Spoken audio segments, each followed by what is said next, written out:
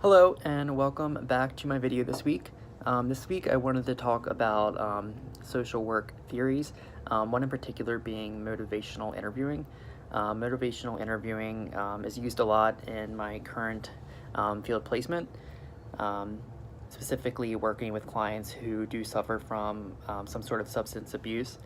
Out of my caseload of about 30 clients, I would say probably more than half of them have some sort of substance abuse disorder. So learning more about motivational interview and using it when I work with my clients has proven to be really beneficial.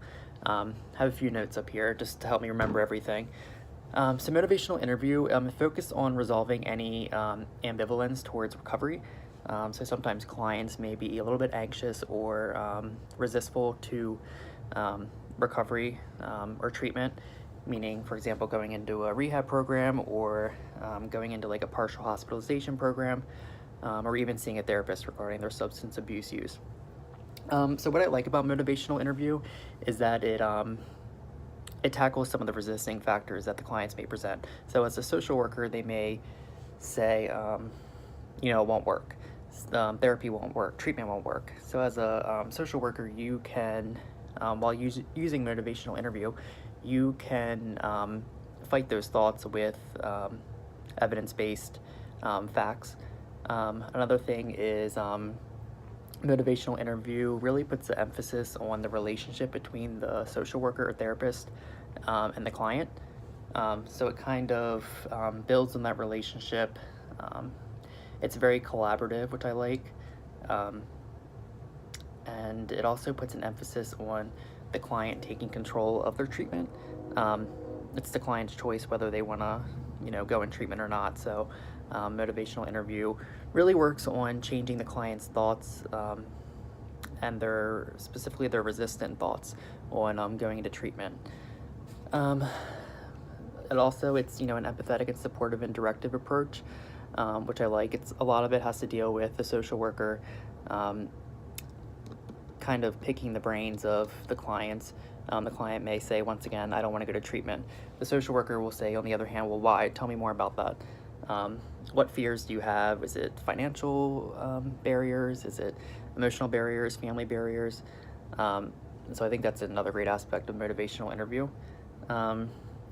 Just reading through some of these things a little bit more. So I like this statement. It says it adjusts the client resistance rather than opposing it directly.